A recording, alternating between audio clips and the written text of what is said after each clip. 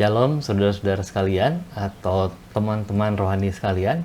Salam dalam kasih Tuhan Yesus yang berlimpah bagi kita semua. Saudara, pagi ini 2 Timotius 4 ayat 9-12 akan membantu kita merenungkan teman-teman rohani yang ada di dekat kita. Renungan ini diberi judul Teman-teman Persekutuan.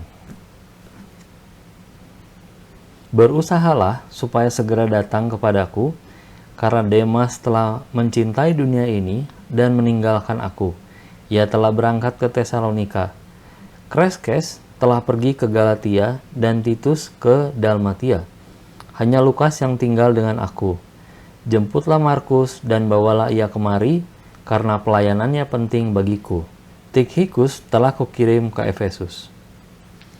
4 ayat ini menunjukkan kalau tidak semua teman pelayanan Paulus setia pada panggilan mereka. Dalam curahan hati seorang mentor rohani, Paulus memulai dengan kisah yang dirasa paling memberatkan. Demas, teman yang pernah membantu Paulus, sekarang pergi ke Tesalonika meninggalkan pelayanannya. Memang ada banyak kemungkinan dari sikap Demas itu, tapi Paulus hanya menyatakan dengan singkat dan tegas, Demas lebih mencintai dunia. Dari rekan pelayanan menjadi orang yang mencintai dunia. Dari orang yang berorientasi kekekalan menjadi orang yang berorientasi kefanaan. Kepergian Demas lalu diikuti dengan informasi mengenai kepergian Kreskes dan Titus. Tetapi pada keduanya tidak ada penjelasan seperti Demas. Lalu Paulus juga membandingkan keberadaan tabib Lukas yang masih berada di sisinya, sedangkan Tikhikus sudah diutus ke Efesus. Tetapi yang menarik, Markus atau Yohanes Markus yang dulu pernah menjadi biang perseteruan Paulus dengan Barnabas, sekarang diminta Paulus supaya datang bersama Timotius, karena pelayanannya penting bagiku. Yang dulu pergi, sekarang kembali. Tetapi yang dulu bersama, sekarang tiada.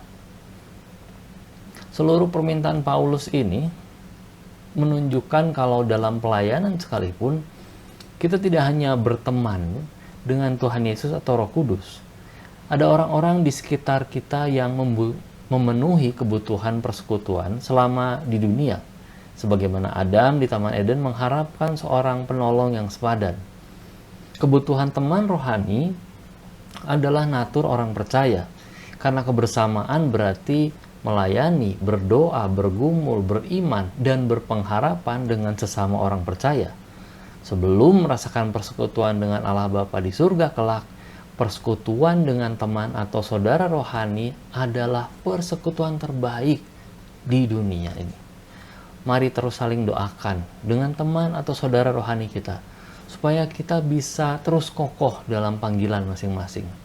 Mari terus meminta Roh Kudus memberikan keakraban, kejujuran, satu hati, dan saling tolong dengan teman rohani kita. Damai sejahtera dari Tuhan Yesus Kristus menyertai.